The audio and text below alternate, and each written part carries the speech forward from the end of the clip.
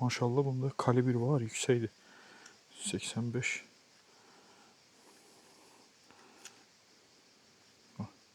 80 kalibr. Buna da çək 80. Yəni ki, hələ bəlkə də saxlamaq olar bunu. Biraz göydür.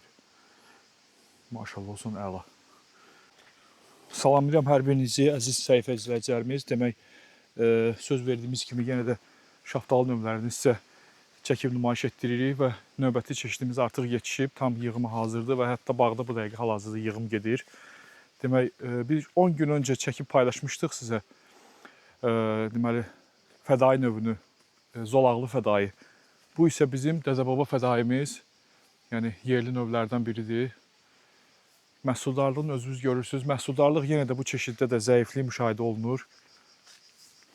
Kalibrli çeşiddir. Bəkliyi bu növdə də yəni müşahidə olunur, maşallah olsun. Yəni fədai çeşidlərin arasında demək olar ki, yumuşalan çeşid yoxdur. Hamısı öz bəkliyində, yəni bəkliyini itirməyən çeşidlərdir.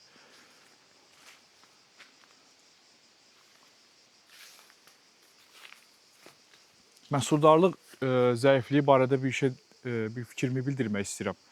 Əslində bizim bu şəxsi fikrimizdir, yəni təbii ki, razılaşmayanlar da ola bilər. Deməli, sən buradan çək, bu budağı çək. Baxın dostlar, bu bizim meyvə budağımızdır. Yəni bağ özü yerli bağdır, yəni yerli calaqaltı və yerli sortdur. Demək, biz bunun klassik budama şəklində bunu necə aparılır?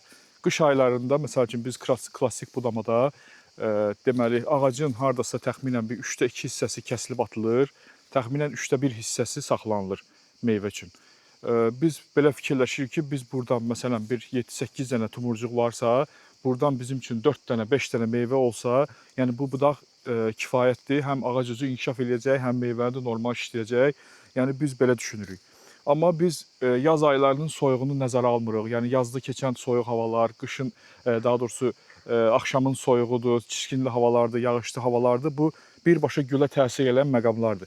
Yəni biz bunu nəzərə almadan biz bunu buradan kəsib atırıq. Amma nəticədə nə olur? Həmin o soyuq havalar burada olan məhsulu da gülün zay eləyir, yəni o soyuq havalar. Və biz yayda görürük ki, demək olar ki, bunun üstündə məhsul yoxdur. Və mənə elə gəlir ki, biz bu budamanı yerli yox, müasir budamaya keçsək, məhsuldarlığı normal ala bilərik. Yəni, müasir budamada necədir? Biz budağı saxlayırıq və biz meyvəni gördükdən sonra bu budaqda seyrətmə işi aparırıq. Yəni, əgər bu budaqda, məsəl üçün, 10 dənə meyvə varsa, azaldırıq, məsəl üçün, 5 dənə meyvə saxlayırıq. Bu, daha məntiqə uyğundur, yəni, daha düzgün olar.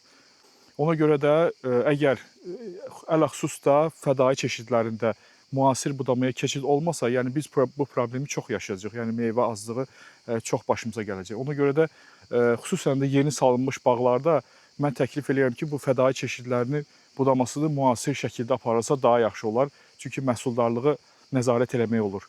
Yəni klassik budama biraz fədai çeşidlər üçün çox təhlükəlidir. Yəni meyvə zəifliyi çox müşahidə olunur. Bax belə dostlar, fədai çeşidimizdir.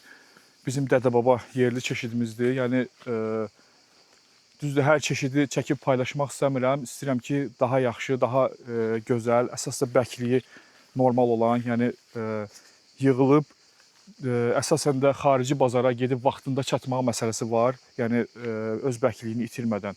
Əsas da bu meyvələr, fədai çeşidləri onun üçün daha münasibdir. Yığılan vəziyyətdə, yəni satış yerinə də o cür vəziyyətdə çata bilir. Yəni, bəkli məsələsində bunlarda yəni problem yoxdur, maşallah olsun. Bir də bundan öncəki yetişən o fədai çeşidi ki var, palasatı biz yadınızda paylaşmışdıq, zolaqlı fədai. O çeşidlə bir yerdə də əkilə bilər. Çünki bunlar bir-birinə mane olmayan çeşidlərdir. Yəni yığım vaxtları təxminən arasında bir 10 gün fərq var. Ona görə də bu iki çeşid bir bağda əkilə bilər. Yəni bir-birinə yığım vaxtı mane olmur. Yəni.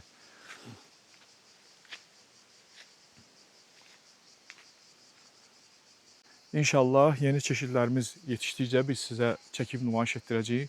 Həm yerli, həm müasir, yassı çeşidlər, nektarin çeşidləri də inşallah yetişdikcə biz sizə çəkib nümayiş etdirəcəyik.